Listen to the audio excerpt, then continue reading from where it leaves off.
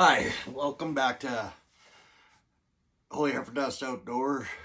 Holy Heifer Dust, we got a story today. On Sunday morning, I've been waiting to talk about this till appropriate. A couple of bow hunters just west of us here ran into a grizzly bear and got pretty mauled up and stuff like that. So yeah, it's just a couple miles away from here. I just wanted to give everybody a heads up here. Now that bow season's open here, hunt season's opening up and everything,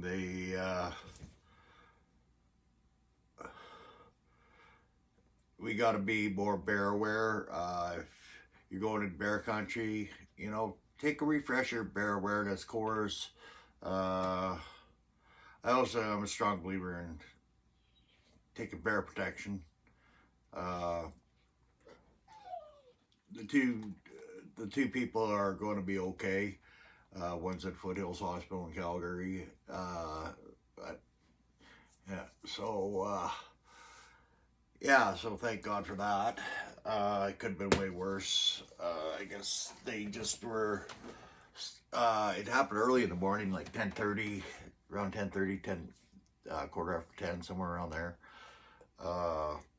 But I've seen this sow grizzly with cubs a couple times out here. Media, oh my God, the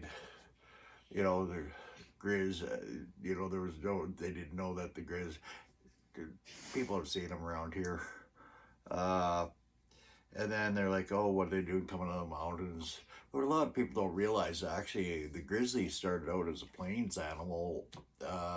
When they first started recording grizzly, they actually had the highest population in Saskatchewan and Cypress Hills.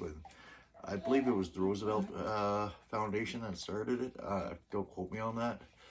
But when I took environmental sciences, natural resources at Lakeland College there, up in Vermilion, it was included in our course load about grizzlies and, well, predators, all sorts of animals and everything. I happen to lean toward the predators, but they are definitely on the move. So beware out there. At bare minimum, carry bear spray. Like we usually call this seasoning, but learn how to use it though. Just don't go buy a canister. You got to make sure the wind's not blowing in your. Like, you got to be in the right circumstance and right. Like they found there. What was it? A few years ago down in Waterton, the guy emptied a bear can spray, but the problem is he got mauled by the bear. He ended up living, but he got mauled pretty good down Waterton Lakes there. And they found that when he sprayed the bear, he sprayed it into the wind, and then of course what happened was the wind was so strong that it blew it back in his face and didn't get the bear, and then the bear got him. So when I'm walking around this area doing my walks, trying to lose all this weight I gained from my accidents, I usually carry either this little marlin here. So this is the Marlin 4570. So GBL 1895. Really like this gun. It did go sour on me. It is unloaded, of course, being inside. So, but this extractor claw, this is the second one I put on it. The first one, I slammed it home really hard one time. We were just on the range, and it actually bent the claw, and then I couldn't it wouldn't extract the shell out properly, so I had to replace that. So you really got to watch that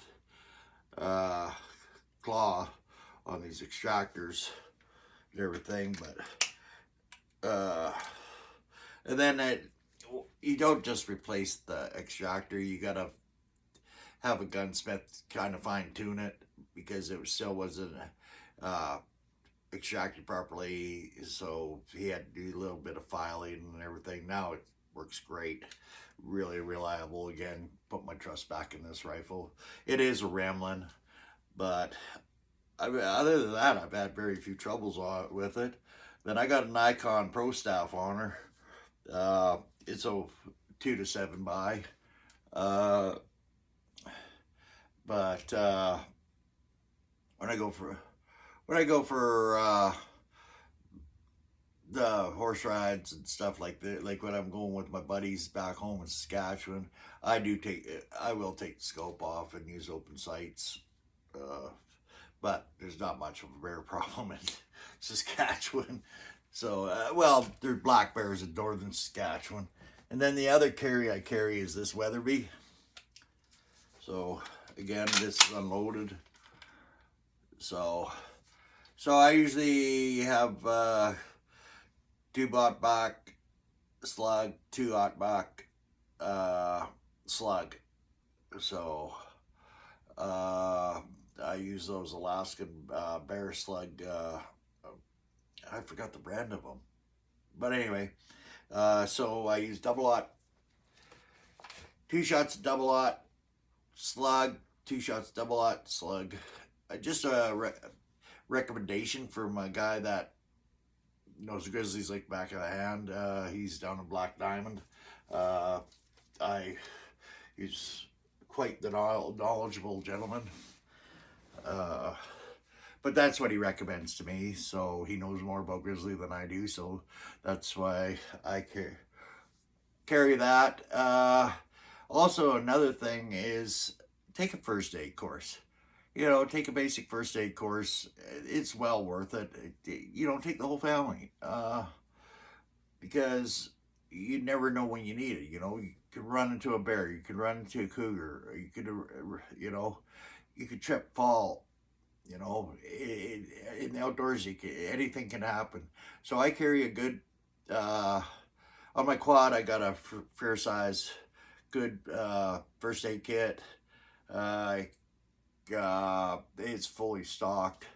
Then in my backpack, I got just a smaller kit with the basic necessities in it. But I highly recommend taking the first aid course. Like there's St. John's, there's all kinds of oil field safety companies out there putting on first aid courses too that are really, really good. And it's just helpful. It gives you a little more sense of security out there. But I figured I'd do this to let everybody know, yeah, the bears are on the move. Be aware, they are feeding up, getting ready for winter. I ran into them when I've been working up by the Yukon and by the Alaska border. I ran into them in February, January, because they're not a true hibernator. They'll sleep for a bit, then they'll get up, and they do store in their den, but they... I've seen them in the middle of winter, out foraging again, and then they'll forage for a little bit for a week or 3 days or whatever. Then they'll go back, crawl in their den, have another snooze. So, and also, I've seen, believe it or not, I've seen grizzly up in freaking trees. So, once you're out there and you're around in bear country, you start noticing things that people have told you and you went, yeah, that's not true. I've been false charged a couple times now working in like close to the mountains and up in by the Yukon and stuff. But I'll tell you that'll grow some hair on your chest when that happens. It makes it stand up and yeah. So, but I was with when those charges happened, I was fairly young.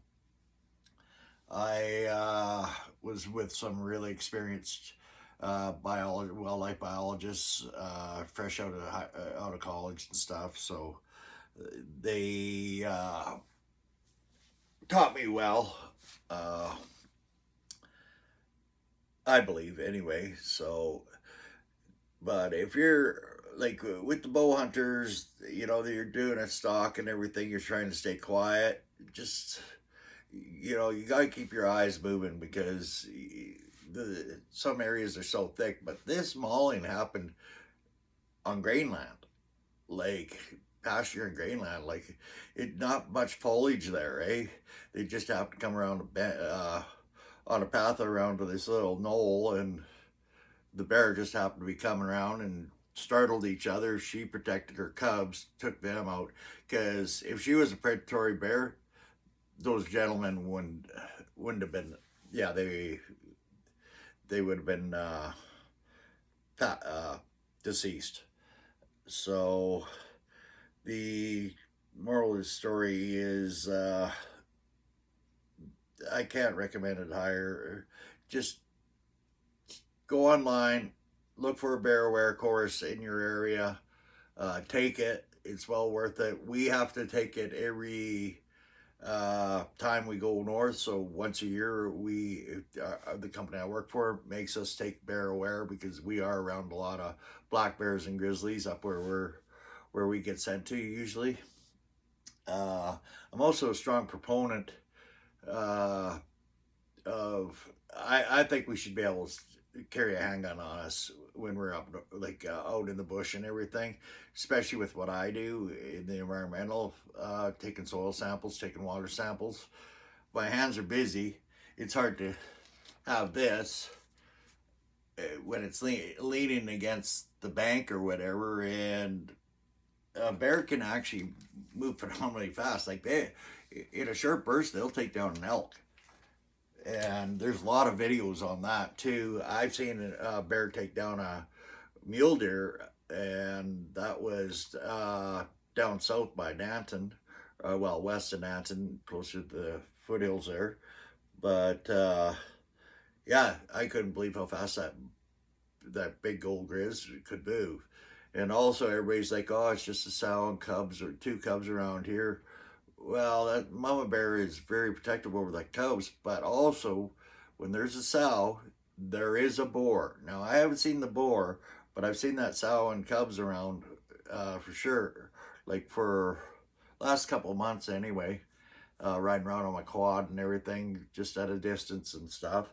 But I have seen signs of big prop prints, freaking of a boar, grizzly hanging out around that area too. So yeah, I just want everybody to be bear aware, and if you're not hunting and you're just hiking, sing a song, make noise. A bear is actually 99% of the time they'll turn and go the other way. They are they're a solitary animal, so they don't really want to run into you. And like they reported on the news, most bear attacks are due to startling, or you're messing with the cubs, or you get between mama and the cubs. So, but now I'll be on my walks. I'll be carrying one of these, either my rifle or my shotgun. Even the old 30-30, the old boys used to talk about shooting grizz back in the 50s and 60s when I was growing up, to hearing the stories from my uncles and stuff that they used to shoot grizz with 30-30, and I was like, but they had black and white picture proof. Me myself, I do still have my old Winchester 30-30, which I love, but this 45-70 makes me feel safer. Sometimes I'll carry my Winchester Model 70 458 Win Mag, which is locked up in my case here. Never thought of pulling that out and showing you guys, but I'll do a video on that. So you all have a safe hunting season. Good luck. I'm going to be heading home to Saskatchewan here in a few days. Do some bird hunting, try and get some film on that, unless I get called to work, and that would suck. But hunting season, it never fails to get called to work. Anyway, y'all have a great day. Don't forget to hit subscribe and like. Be careful out there. And we'll see you in the next video. Have a great day. Thank you.